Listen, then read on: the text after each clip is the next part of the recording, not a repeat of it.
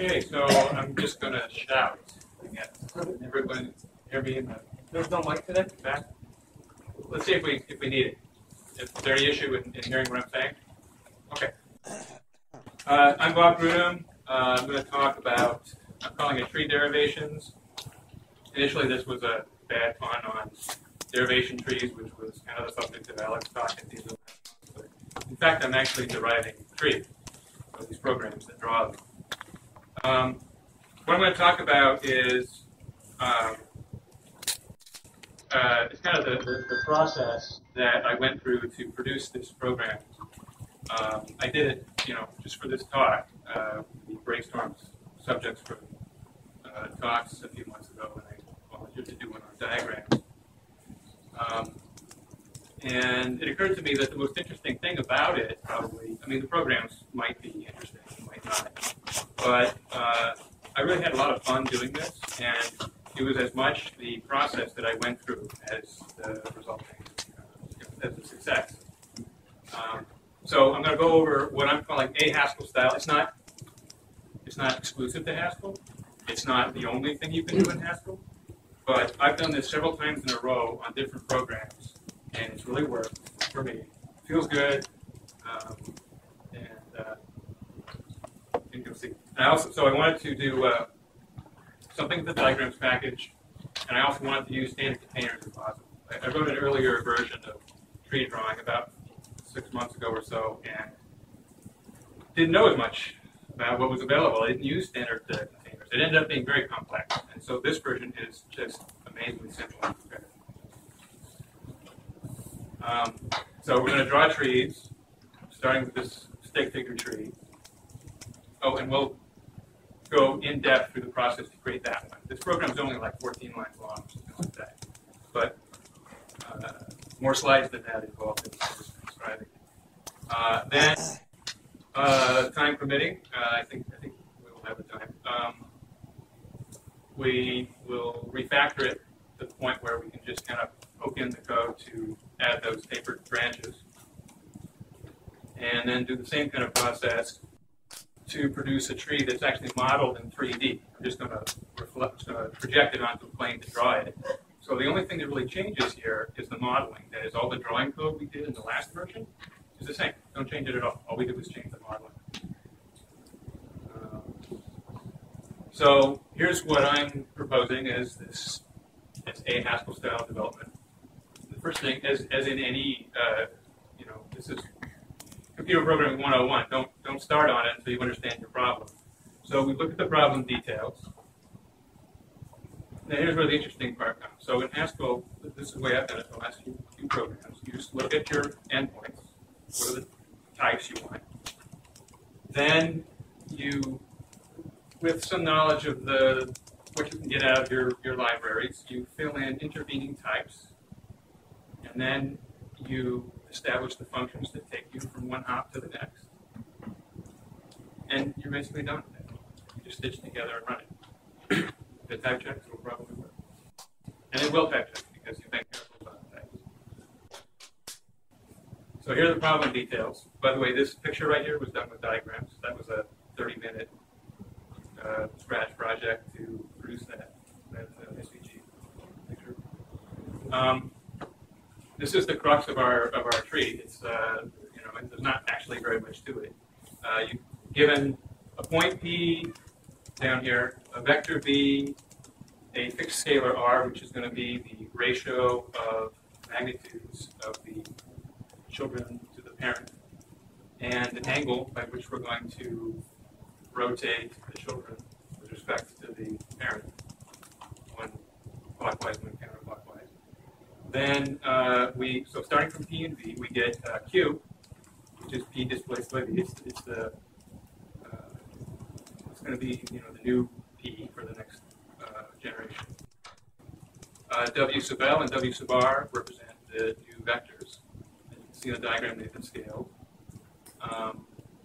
So the transition from parent to children is represented by this function down here. You have PV produces a set of QWL, QWR. It's hard to extract any more math out of this. I think that's about it. So now, regarding the input and output types, so initial thoughts. Well, we just established that we start with a PV, or point and vector. The output is going to be an image file. I can't really say anymore without knowing what the libraries are. So we look at diagrams.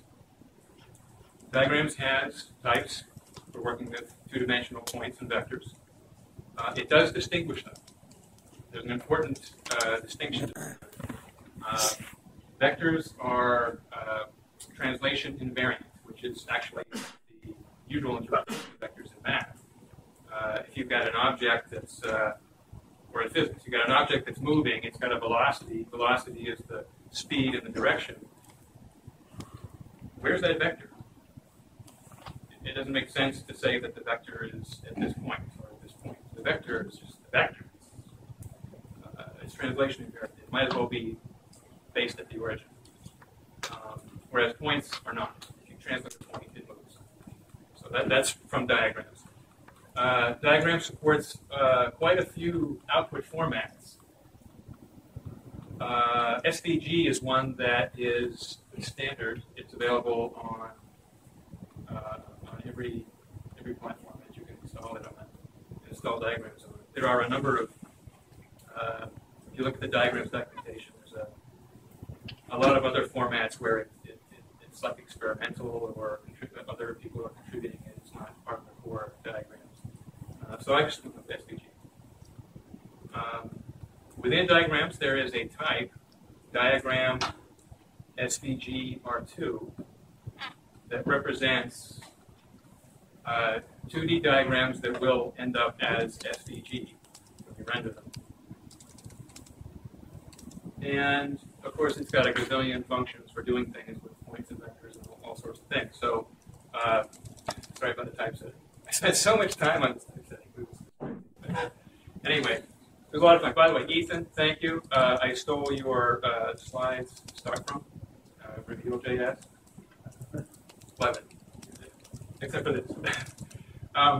So, from offsets is a function that will take a list of vectors and produce a diagram. mconcat is a function that will take a list of diagrams and compose them into a single diagram. This is an important aspect of diagrams. Diagrams is an amazing package.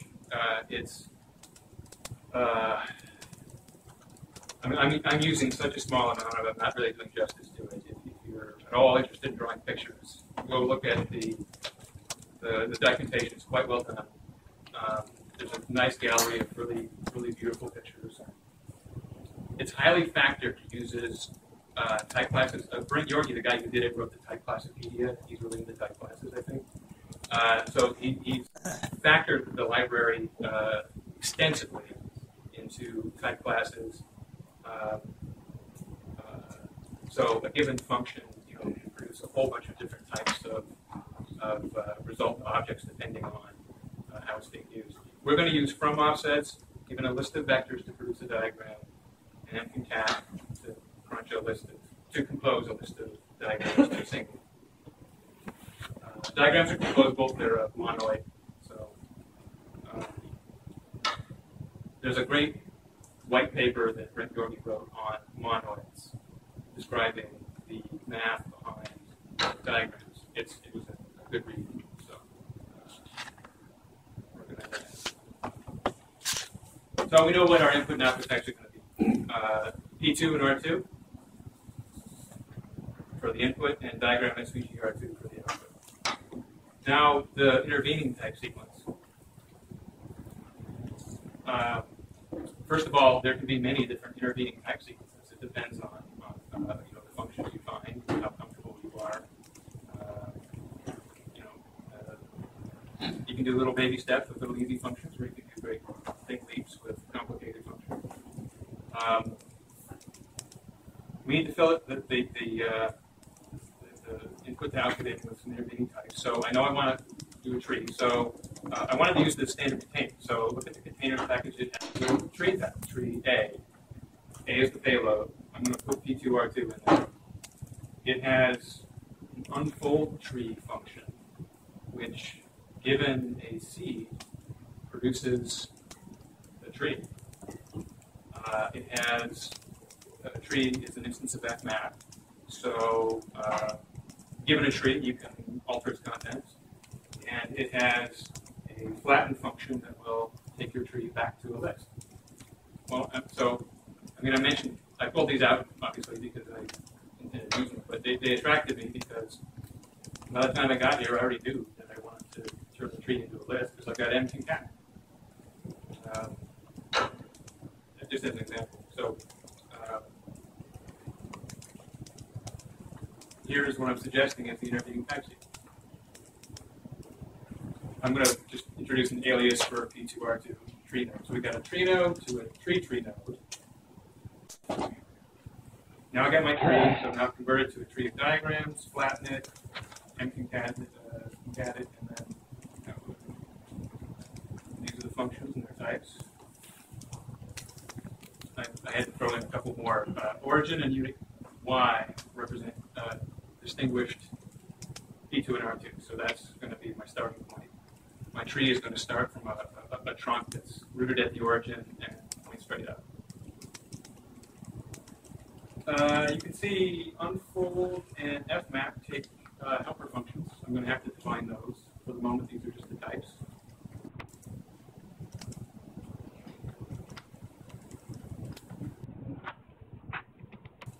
So if someone needs more explanation about anything, go ahead and I'm guessing that at this point, that I don't see a lot of real puzzled faces, so people aren't confused by the syntax or that sort of thing. I'm confused as to what P2 and R2 are. Oh, P2 and R2 are diagrams types for representing points in 2 dimensions and vectors in 2 dimensions.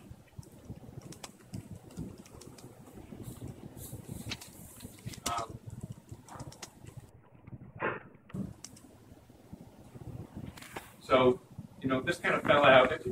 The slides make it look like it's a linear process. It's really not. There's a bit of iteration over the intervening types and looking at the libraries and finding out what you could do until it kind of settled. But this one settled for me almost right away. A quick question. What is the last parameter of the diagram? The last R2. The last parameter of the diagram R2. Diagram SVG R2. Yeah. So what row is R2? Well, I mentioned that diagrams types are highly factored, and so forth. You will see, in fact, that you can put other things there besides. I'm trying to think. We'll go to the. I don't know that I do anything besides R2. You can put R3 there.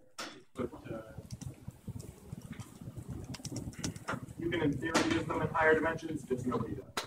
Yeah, I mean, all the examples I've seen used R2. So that's, it's kind of a comfort zone. Okay. Comfort zones in diagrams are good things. It can be really complicated.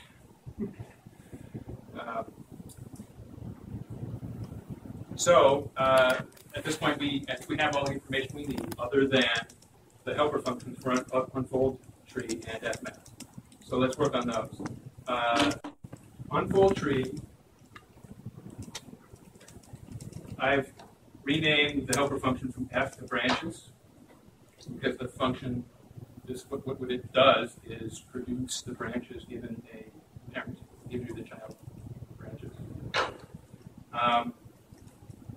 And it takes a seed. So for the seed, as I mentioned in the other slide, it's origin and unit Y. So branches type goes from tree node to pair of tree node and list of tree nodes. So given a PV, which is a tree node, just return that plus its children. And its children, this comes right off of that first slide with the problem solving, with the exception of these new diagrams functions I have to introduce. I'm going to just kind of slip stream these in as needed and describe them. But I like this.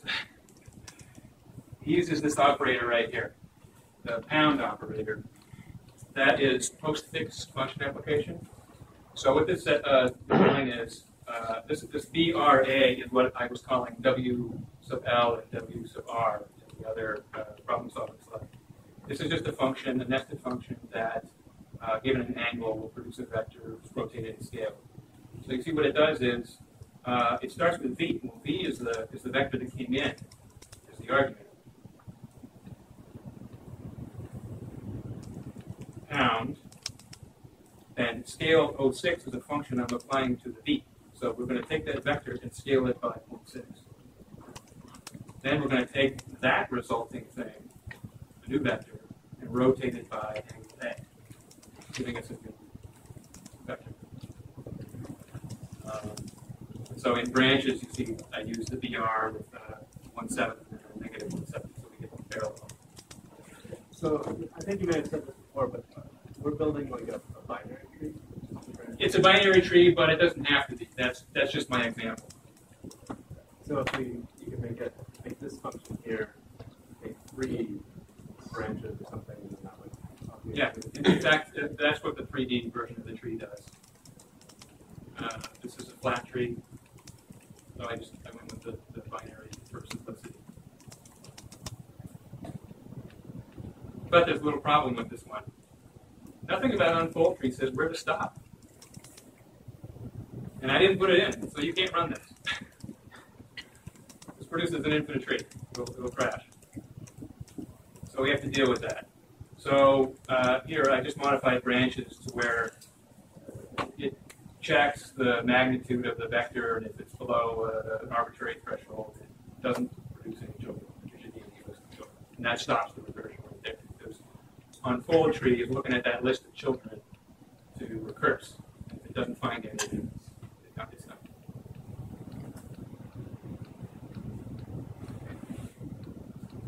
The other one we have to do is the helper for Fmap. Fmap is going to, for those who don't know, Fmap is the function for an instance of a functor class. Given a container of some sort, Fmap is supposed to visit, let's just use that word, all of the elements of the structure, apply the function to them, not change the structure. So there's some algebraic laws that's supposed to preserve the homomorphism and identity. So Fmap is not going to change my tree structure. I just wanted to alter the content, the payload of each node. New diagrams functions.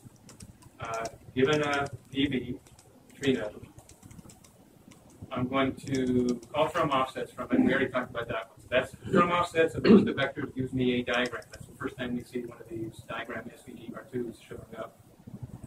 And then that is going to be an argument to the place function, which says place a diagram at a point. Pretty simple. And then render tree just calls Fmap Drawbridge, which, by the way, I point out is it's done in point-free fashion. I have a thing about point-free. There's less visual noise. There's less typing. I think it looks more beautiful. So I use it whenever I can.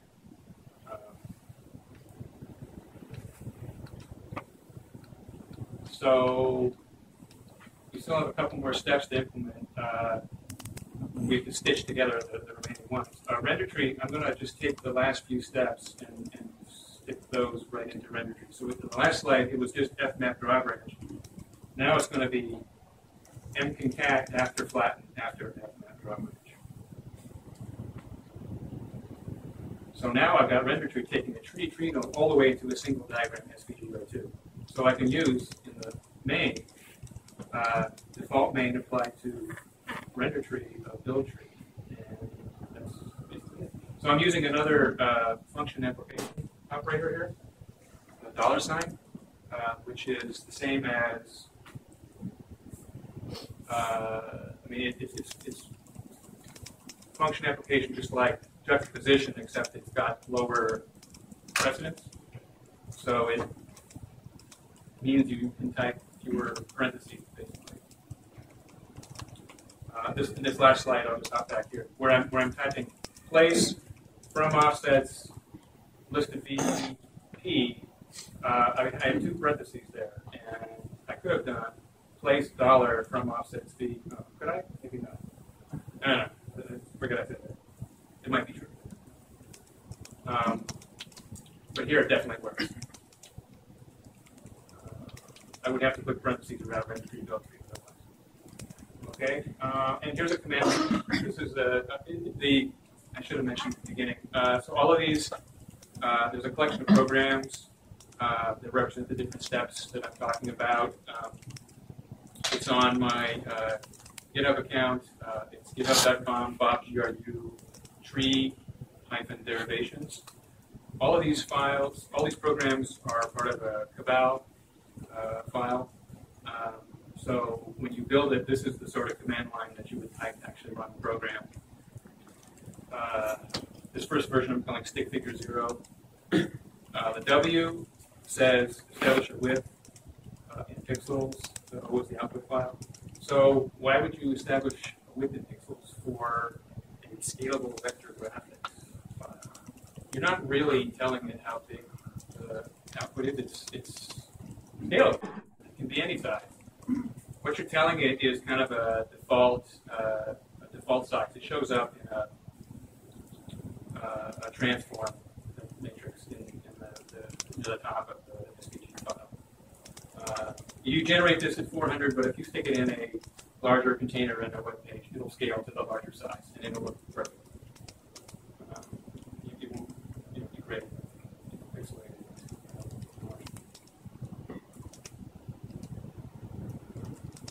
There's the resulting code all stitched together. I made a few minor changes. I stuck a pad 1.1 in there, just because I've noticed that it's usually useful. And I squeezed out the type declarations. And I added the import statements. So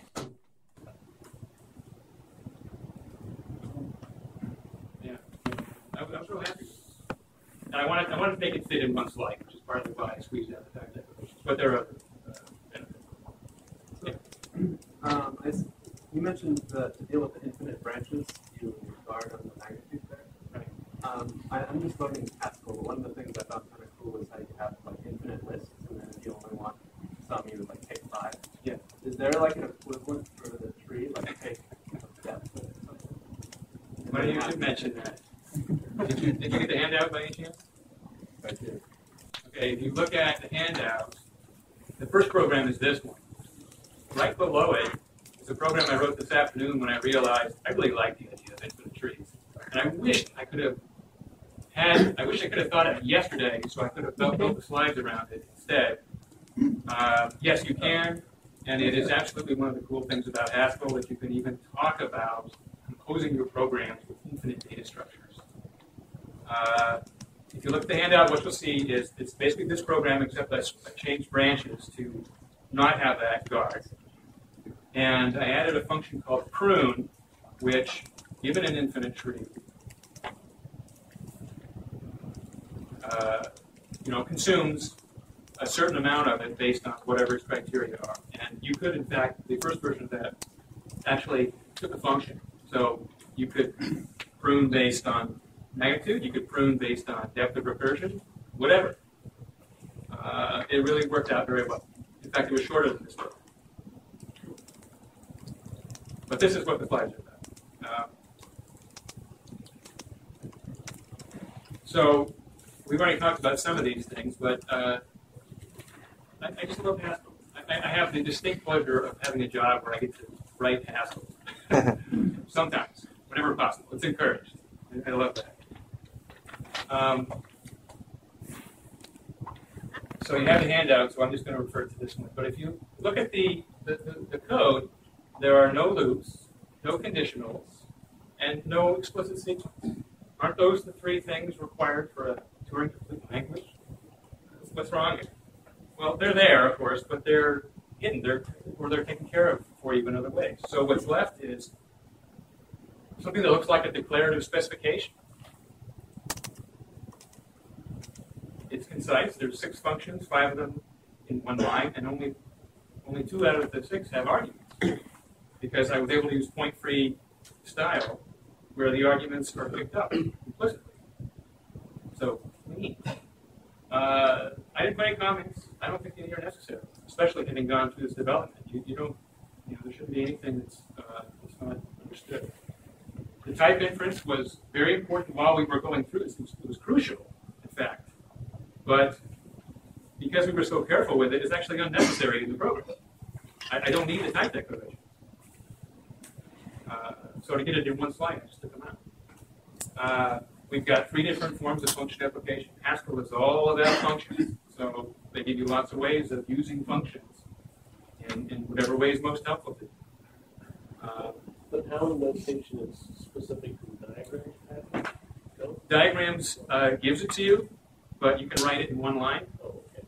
It's just x pound f equals f x. But it's so useful when you're checking. It's a matter of how you think about the problem. If you think about it in terms of having an object and applying a transformation to another transformation, that method of thinking, this may be the one that works. I certainly like it. In my diagrams code, I use it a lot. I think prefer. Yes, I just figured I'd mention that in 7.10 we're actually adding to data.function and the ampersand. That is basically what's happening. Don't we have, I think it's right angle bracket? Yeah, right angle bracket with the fixity that makes it useless. Yeah. Oh, I did not know the fixity was. Well, it just doesn't fit very well with most of the use cases. Okay. I didn't understand a thing of what you did. In control.category, there's another alias for dot named right angle bracket, greater than, and less than are aliases for dot, but that's dot, not $sign. Oh, I thought it was split $sign. But one of them's dollars, one of them's dot, and one of them's split dot. So not split $sign. They're different $. So I'm not a Haskell expert. I'm not going to pretend. I'm not going to pretend to teach anybody anything beyond my little successful adventures. There's a lot there. There's a lot more for me to learn. I'm looking forward to it.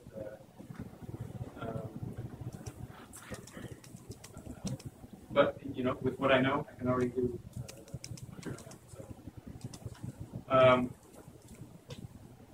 There are no explicit data structures in this program other than some pairs and lists.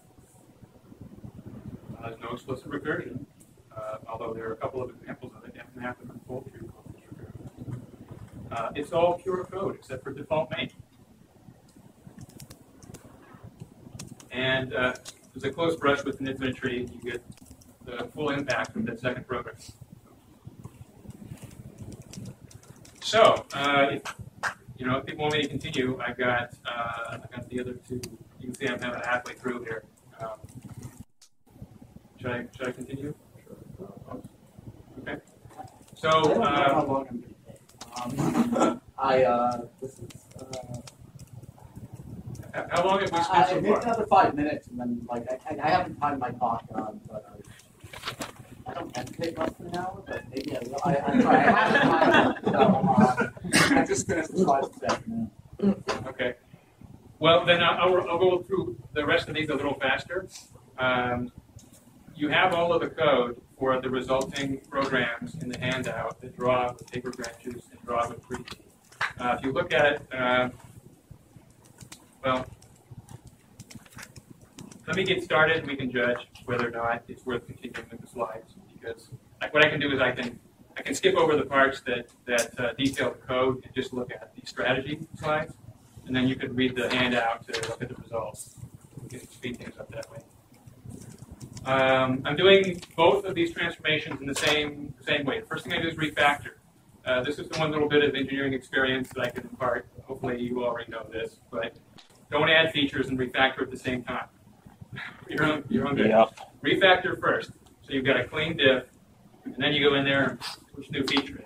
And it's easy, and there'll be a clean diff for the new feature. It'll be more understandable to have, you ask people to code review for you, they'll get it. So we're going to do that. And I like refactoring. It's kind of fun. Especially, I didn't write any tests for this. I didn't need to. Actually, I like writing. I like the concept of having unit tests, quick check tests. They were utterly unnecessary for this project. So,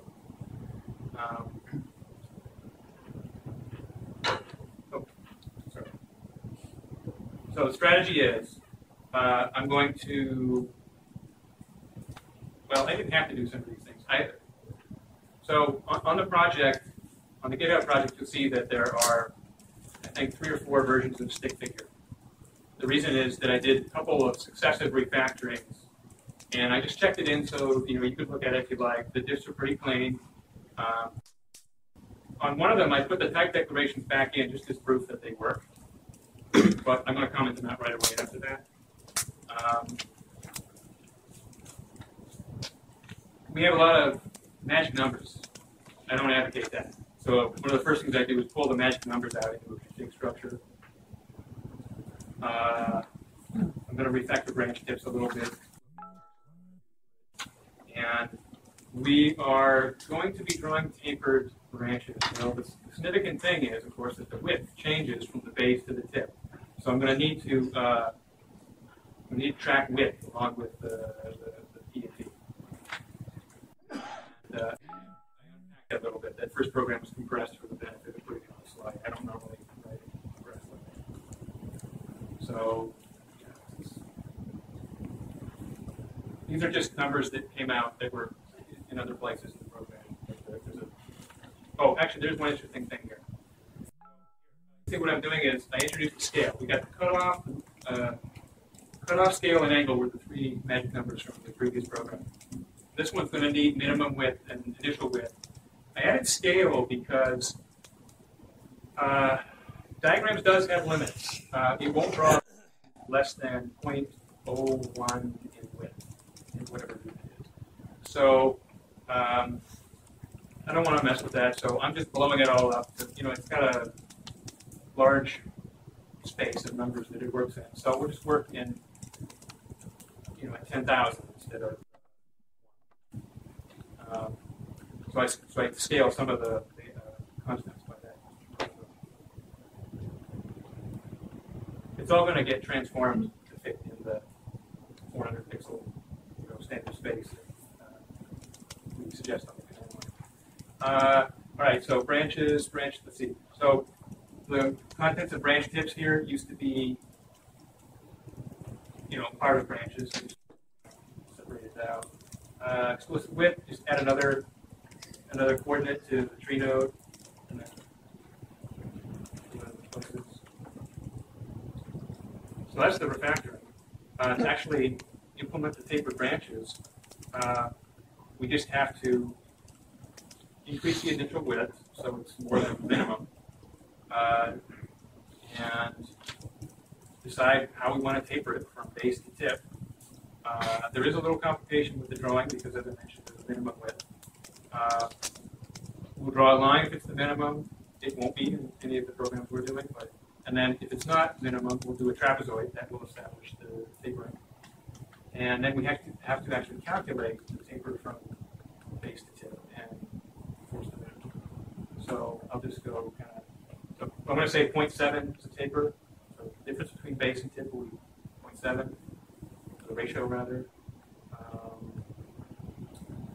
So here it is. So draw branch now. It says place a diagram at point P, and the diagram is either a line segment or a trapezoid, depending on the width and how it compares with the minimum.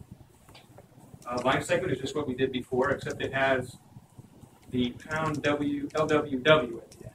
This is how you specify line width in diagrams. Trapezoid, it looks complicated. It's really not, but there are some interesting things going on here. There's a lot of these special operators. What I'm doing is I'm drawing the trapezoid around the line. So the trapezoid is going to be oriented the same direction as the vector, rather, V. And I want it symmetrical. If you don't do that, it's offset when you draw it. So it's the vector, so it's straddling V. So what I do is I start from the P, and I'm gonna trace. I'm gonna go over, up, over, down, and then some of these the clothesline diagrams will close the loop for me.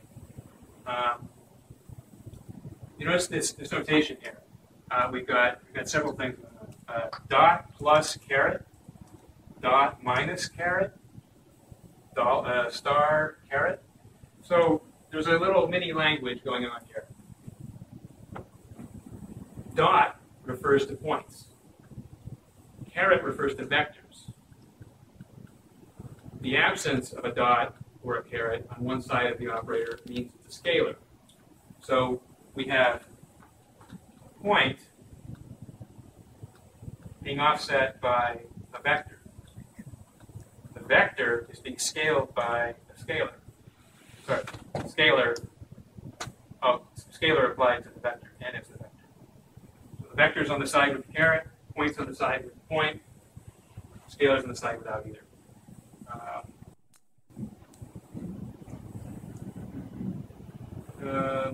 Okay. FC is the diagram's way of saying the fill color, and then I change the line width to 0.01 so you don't get weird effects at corners going around your trapezoid. Branch tips. So it comes in as W with W, goes out as with W prime because we taper it. Run for that. There's the taper function. Okay, to now take that code to 3D, this is the strategy, the refactoring strategy. We need some 3D libraries. This is where the things do change a little bit to go from 2D to 3D in diagrams. Our seed, however, we just have to change it from unit Y to unit Z. We're going to draw I should have pointed out. So my strategy to go to refactor 2D tree to 3D, the first thing I'm going to do is I'm going to draw this exact same tree in the XZ plane.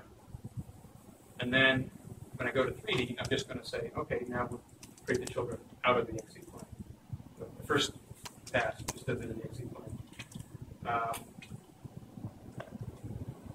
We have to change the rotation to the rotation's different in 3D. So there's a few things that have to change. That's the unit Z.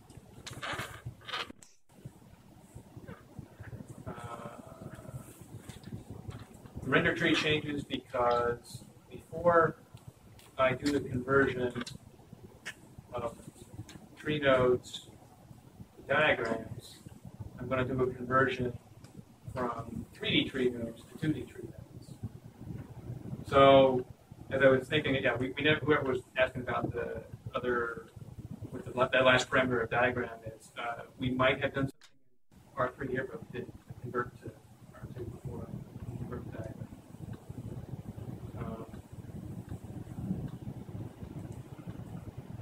So you can see the projection here. This is the way you unpack a point. A vector is quite similar. A vector would use R instead of P. But the point comes in, we call unP3 on it,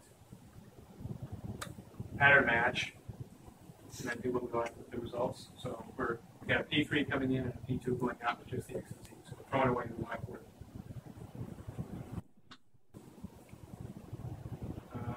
This is the rotation. We did a rotate by previously. Now we have to specify a transform. It's a little more complicated. It usually confuses me when I think of it. And these are just some comments I updated with the types. So to now do the final step of going to 3D, we have a tree. It's a three-dimensional tree. It's just flat, so you can't tell. What we need to do is move the calculation of the children out of the plane.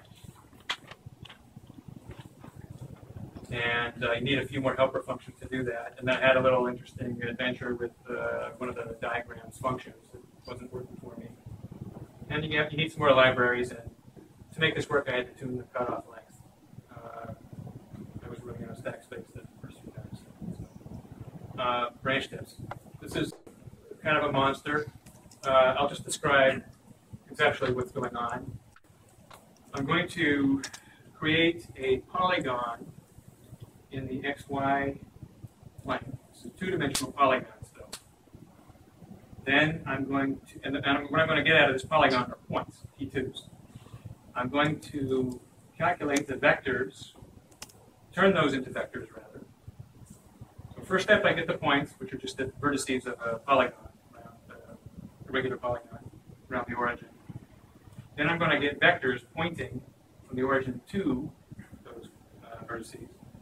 Then I'm going to say, all right, this is an XY plane, but it's actually a 3D. I'm just going to put a 0 Z coordinate on it. That's what the inject does. We'll see that next slide. Then I'm going to say, lift it up by unit Z scaled by H, which is a constant M here that I determined experimentally to look good. Then I'm going to take this, what amounts to sort of a upside down pyramid with this number of points, and rotate it so that it's aligned with B. So if you imagine, these are the children of a certain vector which could be pointing in any direction in 3D. So I want them to come out sort of symmetrically scattered,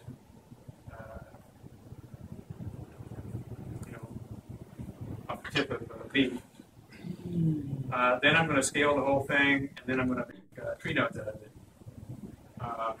So when I create the initial polygon, I have a few options. I can choose the number of points. I can choose the length of the side of the polygon. V prime here is I can choose an orientation vector. So I create the points on the polygon, but the polygon could be rotated a little bit. In fact, I do that because that makes a more interesting picture. If I don't do that, it looks a little too symmetrical. And H was just the height. The tree up there looked like a natural progression from the 2D tree. And then the other things are really kind of climactic. Inject just puts a 0 Z coordinate in. It just creates a tree node. This was the one where I wanted to call, we're almost done.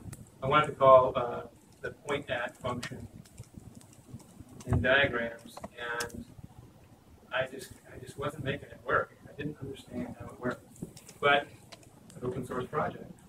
So I went and looked at the source code, and I realized that if I simply removed a couple of lines, focused on it, it was doing two things. It did some panning and then some tilting. I didn't want the panning.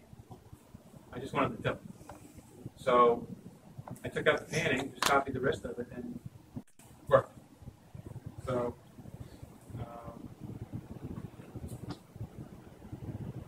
and some, a few more things. So just one, I'll just close here with one last comment on the type inference. So to go from 2D to 3D, I didn't use the type declarations. I left them commented out. And I had this interesting experience that, in fact, I never needed them again for the rest of the program.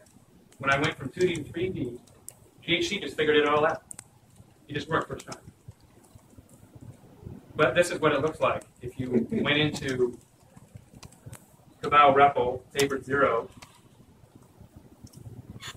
and looked at the actual type. So going back here, I'm suggesting that it's a tree node to a list of tree nodes. This is what the type really is. I mentioned the factoring and all the type classes. So typing this out would be a real pain. So I don't want to do that if I can avoid it. In fact, if you can find yourself, if you type something that's wrong, it's happened to me before where my fix for a type check error is to comment out the type declaration because I had it wrong. It happens a lot with, for me, with text versus byte string versus, what other variation of string you got for, E7 parsing and that sort of thing. So here's branch tips for 2D, and here it is again for 3D. So, there's a significant change. But in fact, there's no change in my source code because the type declaration was commented out. I just changed the types that were, upstream from it. Here's some links to the packages I was talking about. My project, the Haskell platform, and Git are the main things you need if you want to pull this down. Diagrams, standard containers, and this really nice slide package. So that's it. I hope I didn't take too much time away from the next speaker.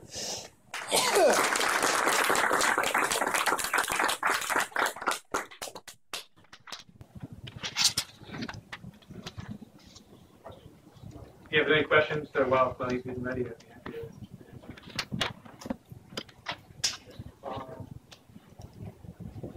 Is it possible to